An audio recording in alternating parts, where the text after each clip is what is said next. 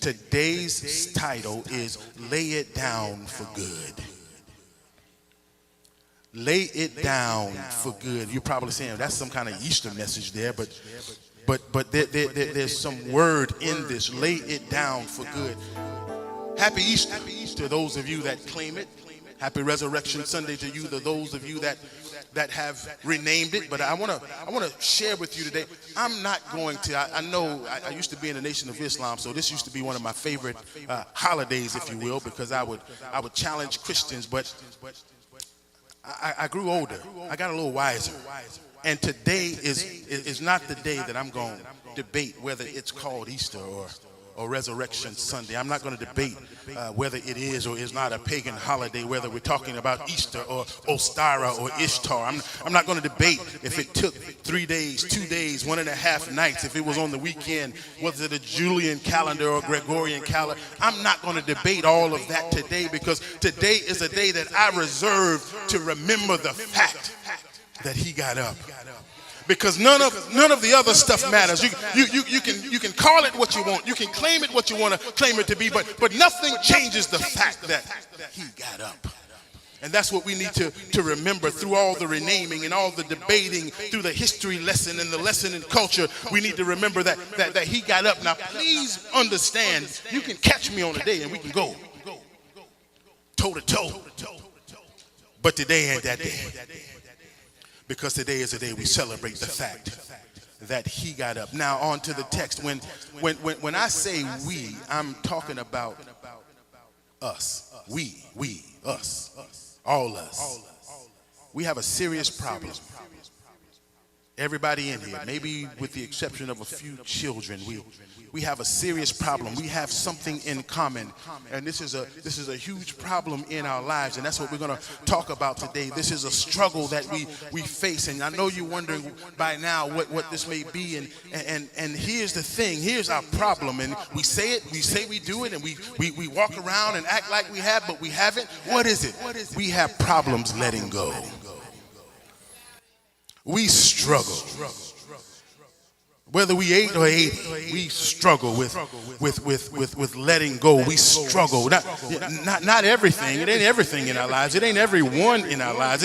It's not every situation, but because some things we've mastered. Some things we have the ability to just forget. There's some people we don't even think about. Some stuff we've forgotten, but for most of us, there's that one thing. Some of y'all feel that in y'all shana right now. I feel it. I feel a pinch. I ought to tell you to pinch your neighbor. I feel it. There's something. There's somebody. There's a trigger. There's that one event, that one situation that you just can't seem to shake. You fight, man. You try to do all you can. I hear you over there, Legacy. Legacy. That's our legacy right there. Give God praise. Something that was said to us, something that was done to us, something that we messed up, some mistake we've made, whatever it is, we struggle to let go. I want y'all to hear me. I ain't going to be long today because I know y'all trying to get the Golden Corral. Yeah. Today is a wrong day to go. Boy, ain't going to be nothing but Stacey Adams and hats in there today. I'll be waiting 3 hours to eat, man. But anyway. We struggle because we really want to be freed from this stuff. We want to be freed from it, and we live our lives, and this thing keeps pulling us down, pulling us back. It stays fresh on our minds. Some of us even have the ability to walk away from it, and then we'll turn right back to it. We struggle to let things go. That's what this verse is about. We affirm verbally that we are unbothered. Y'all know y'all love to say, "Oh, I am unbothered." And as soon as you say it, you telling a lie. It's bothering the heck out of you. I'm so unbothered. Yeah, you so troubled by it. But we say we're unbothered. We really try to psych ourselves out. And some days we can be unbothered, but other days we can seem to be consumed by it. These things, these events, these people, these situations that we hold on to, in many ways, they become strongholds. I'm going somewhere. I'm going somewhere. We won't let it go, and it won't let us go. And the author of Hebrews is teaching us a very valuable lesson in these 3 verses. He's teaching us how to lay it down for good. You all ought to be excited about that, because you're going to get a formula today that shows you how. Aren't you ready to let some stuff go for good? Aren't you tired of being like Pookie on New Jack? It be calling your name and you trying to leave it.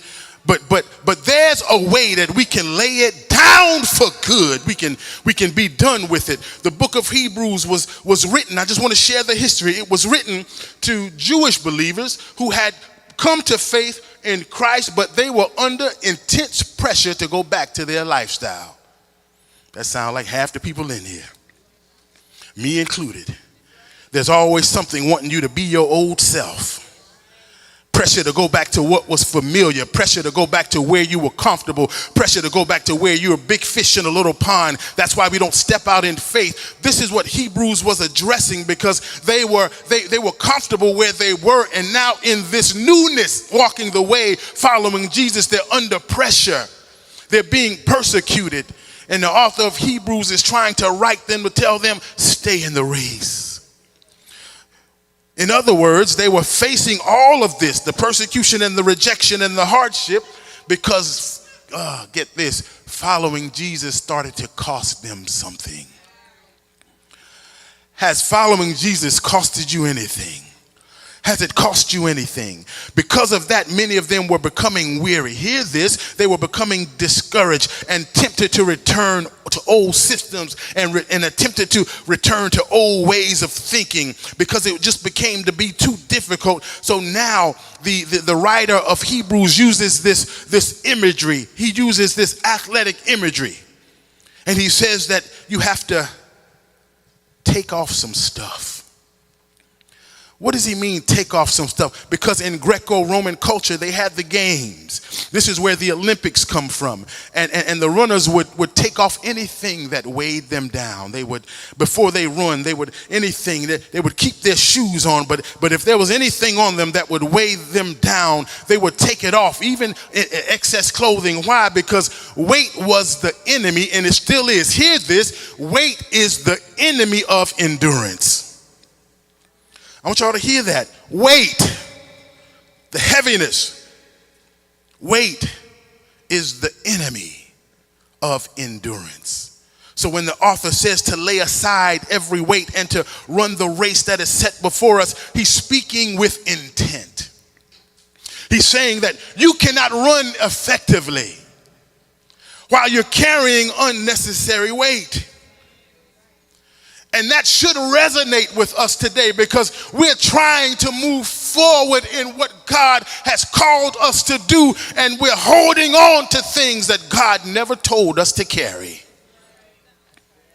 You picking up some stuff that ain't even yours. You fighting a battle with it. You shouldn't have even been in the room. You got this weight on you that you should have never had on yourself, and you still trying to run this race and wondering why you're so weary. And I would like to just share the lesson that we learn in these 3 verses. I promise you, we're going to get out of here, but this is the formula. And I'm going to give you 3 C's today. There are 3 C's, and it's 3 C's to being unbothered for real, for real. If you want to know how to be unbothered and mean it, it's 3 C's, and if you do them, you got it. If you don't, come back and check with me. 3 C's. The first C, cast it off. Cast it off. We have to cast it off. Hebrews 1:8 says, therefore, since we are surrounded by such a great cloud of witnesses, let us throw off everything that hinders and the sin that so easily entangles. Most of us trip on this one, the first one. Go back to that point, leave it up for just a little bit. We trip on this, on casting it off, because we don't like to throw stuff away even though we say we do. We let when we say cast it off, that means you got to let that thing go for real. Some of you say you're better, but you're still holding on to some 20-year-old mess. You got to stop saying you're good and you're really not. Why is this thing so? I want y'all to answer some questions. You don't even have to answer them today in this setting, but think about this. Why is it so hard for us to let go? Why is it? Why are you carrying this weight in the first place? Why is it such a struggle? Why has this thing consumed you? Think about it. This thing it's changed your identity. This thing has shifted your focus. And for some of us, it's killed our drive. This thing is just crept up on us. It has you captive. It has you stuck, and it's stealing your joy. You pray and you fast and you go to service and you have devotion and you read scripture and you wake up on Monday and you put that thing behind you. You're ready to move forward and you feel like you can conquer the world. You step out on faith because you put it behind you, and by Wednesday you don't even want to get out of bed. The thing done came back. You thought you were done with it. You thought you were over it. You thought you cried your last tear.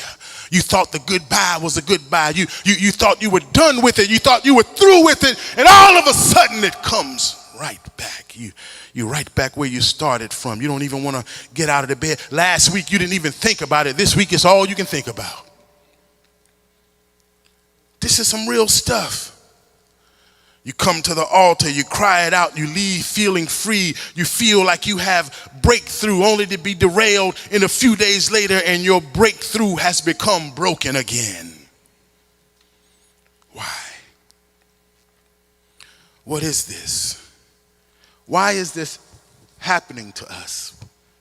Up today, down tomorrow. We focus now, distracted later, inspired in the morning, exhausted by night, ready to give up. Why? Why are we going through these ups and downs? These are cycles. These are patterns. I want y'all to hear me. These are things that we deal with, and we send ourselves through cycles. We're always repeating cycles. Our relationships are cycles. They're always some time of year. You can expect your spouse to act a little crazy. It's a cycle. Well, that's to the men. You can expect your woman to just start cutting up somewhere along it's going to happen. It's a cycle. But what the real thing is, we go through this because we are not willing to lay it down for good. The word says to cast it off, to throw it off, to lay it aside. And here's the interesting thing, like we talked about with how they use it. When the author writes this, it's not just some run-of-the-mill term. He's talking about taking off the stuff that weighs you down and leaving it aside, putting it out of your view and focusing on what God has you to. And this is what the athletes would do. And many of us, that's what we need to do. We need to cast it off. We need to cast off the weight of bitterness. This baggage is weighing us down. We need to cast off the weight of some past relationships. We need to cast off the weight of loneliness. Loneliness has become a weight on some of us. We need to cast off the weight of feeling like you're not enough, feeling like you're inadequate. Many of you are stuck because you don't think you're enough when God says you're more than enough. But we need to cast off that mindset. We need to cast off the weight of frustration. Many of you can't even trust again. We need to cast off the weight of betrayal. We need to throw it aside because it's weighing us down and it's causing us to sin. The first C, we have to be willing to cast it off. These are the things that easily entangle us, keep us stuck. It causes us to sin, and this is why we have to lay it down for good. This is a stronghold. Number 2, we have to continue running. That's the second C. We have to continue running. It's about to heat up just a little bit. That's what happens when you run. Hebrews 12:1b said, and let us run with perseverance the race marked out for us. Continue running. This is crazy, actually, because the author is now saying, man, throw the stuff aside, cast it off to the side. And the first thing we had to do was cast it off, and we had to lay it aside and leave it at the altar. But then the author says you need to run. After you have cast off that thing that has enslaved you, after you have broken that stronghold, you need to run. Why I gotta run if I've shed it already? Because when he's saying run, you have to run in two dimensions. You have to, the first dimension of running, you have to run away. I want y'all to hear me. You have to, because some of us think we can stand toe to toe with some stuff, and we need to run away. We need to, after we laying the weight aside ain't enough. Crying and leaving it at the altar is not enough. Even after you've cried it out, you got to run away from some stuff. You gotta run away from. You have to, oh God, I thank you. You have to create distance between you and the thing or the person that you just shook off. Y'all quiet today, but we gonna.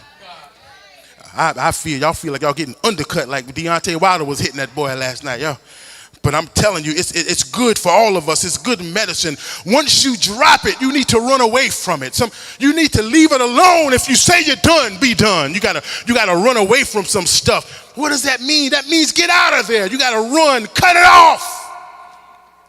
What does that mean, Selwyn, to run away? What that means is that woman almost cost you your marriage. Why is her number still in your phone? You gotta run away. You done ended things with Pookie 5 times. You back and forth, and you told Pookie you done with him. Why he still got a key to your house?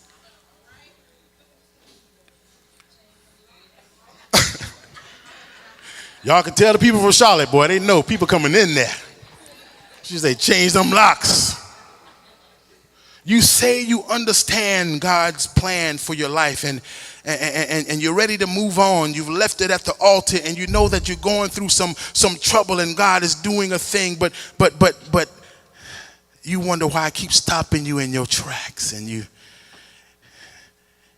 tired because you've cried it out, and this thing keeps coming. But the truth is, you have not distanced yourself from that thing that grieves you, that thing that troubles you, that thing that frustrates you, that person that gets on your nerve, that relationship that you broke off, that job that you hate going to, whatever it is, you've not run far away enough, and you're still a slave. That's why the author of Hebrews says to run.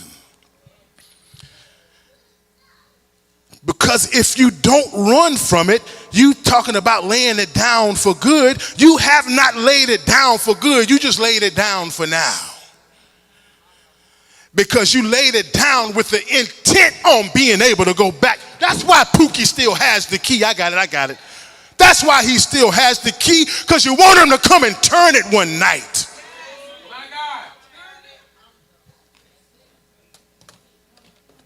That's why that number is still in your phone, because you're just hoping that one night you'll be all by yourself and you can just let your fingers do the walking. I know I'm telling my age on that one. But that's why it's so critically important that once we let something go, we have to let it go for good.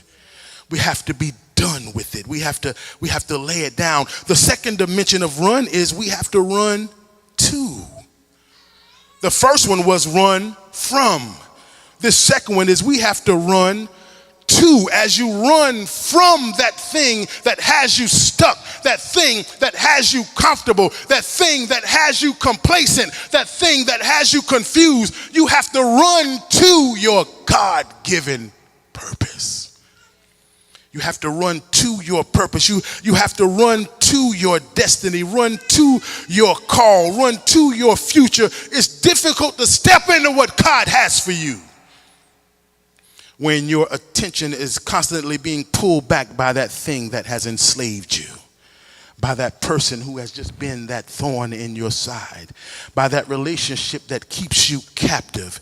God has already called you out of it, and you keep walking right back into it, because you're not running away from it and running to what God has called you to. This is why the author reminds us to run the race that's been marked out for us.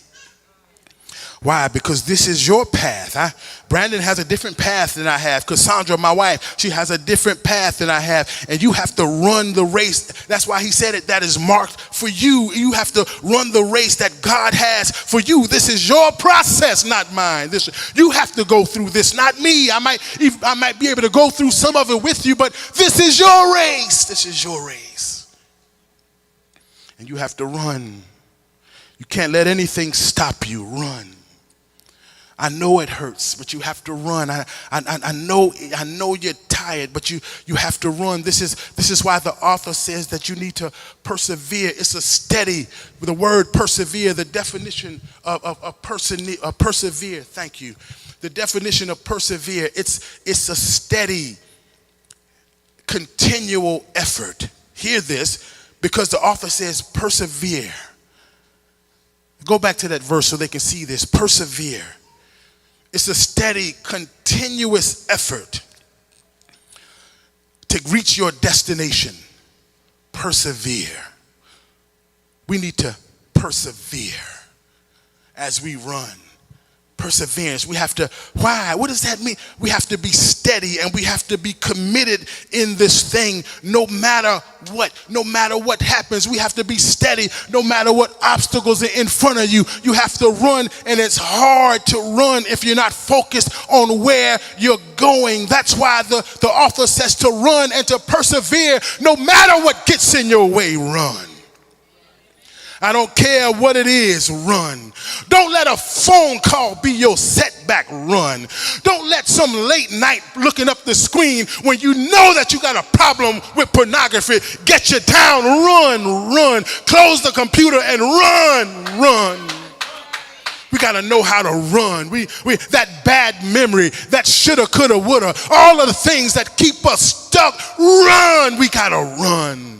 Run. Come hell or high water, I'm going to run. I'm running away from my mess and running to my destiny. You got to run. We run. Run. Stay focused on what God has for you. We have to run. God, we thank you. All right, last point. We got the first two in there. We know we got to cast it off. We got to continue running. Now we got to consider him. Give God some praise. You ought to already feel that. I shouldn't even have to preach this. You got to consider him. We got to consider him. Hebrews 12:3. Consider him who endured such opposition from sinners, so that you will not grow weary and lose heart. Consider him. Happy Easter. But I want y'all to hear this. I'm sorry, there's just a heaviness over this house. I can't deny it. And I'm up here sweating out of my coat, man. And I'm not trying to get anything out of you all, but I want you all to get something out of today. I can't make it. I can't force it. But if you don't remember anything else, I want you to remember point 3. Consider him. Because many of us are struggling, and some of the things that we're struggling with have become such a priority in our lives. It is our God. And we've lost our sense we've just lost our senses. We're living in a world that we've created, and we're the king or the queen of that world, and we don't consider him. We consider him when we want to, when we want something, when it's not going our way. But in the real world, which is the one that you're gonna have to face one day or another, you need to consider him. You consider him. We got to stop going back to our pain points. Unless we're going back there for healing. But we tend to go back to our pain points because we just want to fall out right there, just lay right there, get stuck right there. And it's not something that we're doing intentionally, but we feel, even though it hurts and we're lonely and we're frustrated and we're bitter, it feels more comfortable than trusting again. So we'll stay right there, and we're always visiting stuff. That's why relationships can't get off the ground, because pain pain points. You're living in a relationship that's been dead, and you're suffocating the one you're trying to live in. Why? Because you just won't let it go. We got to stop going back, especially when you know you're not healthy. Stop going back. We got to stop going back. Whenever you feel it calling you, whenever you feel it pulling on you, whenever it creeps up, whenever it pops up, whenever it slides in, you have to consider him. Whenever you're triggered, whenever you're inclined to clap back, some of y'all love to clap back. You don't even think. You don't even pause. You just want to, you don't even get, they can come in and look at you funny. You got something to say. Pause. That's what y'all young folks say, ain't it? Pause. You need to stop and consider him. Consider him. The author says something very significant here before he says consider him. And this is our Easter message. He wrote, for the joy set before him, he endured the cross. I want that to sink in. If you got that verse, pull that up. I want them to see this, because this is the critical part of the message, and we're going on. For the joy set before him, he endured the cross, scorning its shame, and sat down at the right hand of the throne of God. This is very significant. This is why the writer is saying to consider him. I just want to spend 2 minutes talking about the crucifixion, because this is what it's talking about here. When we look historically at the crucifixion, this is, when you look at the history of it, it's a dangerous thing. It's a hard thing. When you look at first century Palestine, and you see in first century Palestine, when the crucifixion was at its height, it was invented by the Persians, a form of it, the early forms of crucifixion, but the Romans perfected it, and they used it for criminals as a public display. It was a nasty way to die. It was a horrible way to die. It was shameful. It was embarrassing. It's like dying, getting caught up into some mess, and you died in a hotel room with a woman who ain't your wife. I want you all to understand, this is what he went through for you. It was a shameful way to die. That's why it was reserved for just criminals. Women couldn't even be crucified. It was reserved for the worst criminals, and they would put them on display out in public. Nail hands to the cross, nail feet to the cross, and they were stretched out, and it was very hard to breathe. I want y'all to know what he went through for us. Very hard to breathe. The cause of death from the crucifixion, it was not the loss of blood. The cause of death from being crucified is suffocation. Because when your body is, God, I thank you, when your body is stretched out and you're up on this pole, put up high, it's hard to breathe. And what they would do for criminals is they would try and stand up on their legs and breathe. That's why they would break their legs, so they wouldn't have the power to stand up, and they would just give in and sit there and die. This was a horrible way to die, a gruesome way to die, and they would slow it down and accelerate it, slow it down and accelerate it, and then all the while you're being humiliated while you're breathing your last breath. This is what he went through for us. This is a humiliating way to die.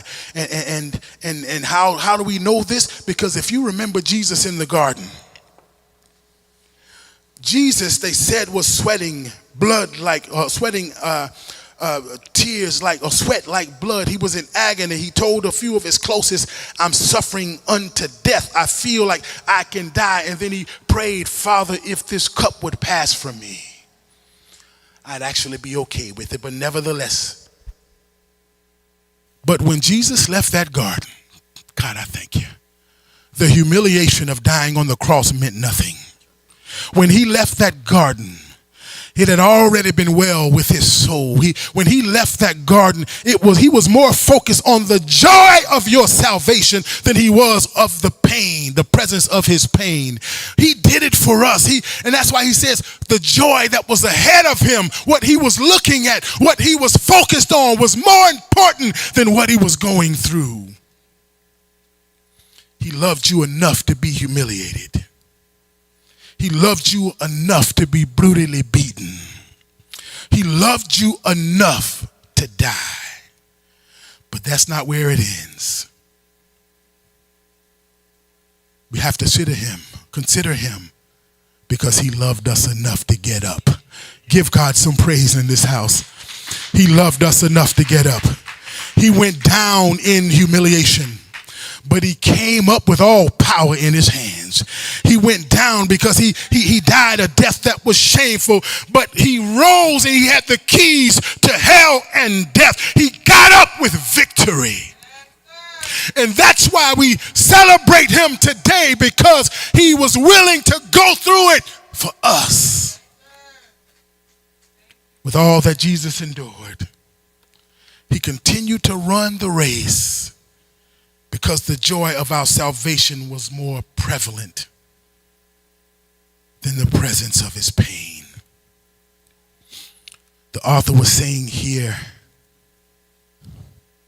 when we struggle, I want y'all to hear this, when we struggle, when we relapse, when we stroll down memory lane, when we're triggered, God, I thank you, when we're angry, when we're lonely, we have to consider him.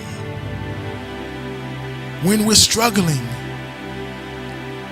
I'm telling you something that will help you.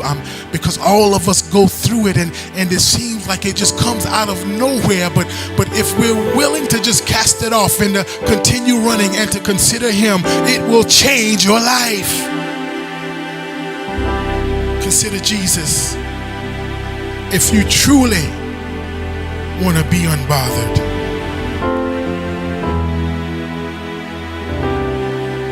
for those that are watching online, this is your moment.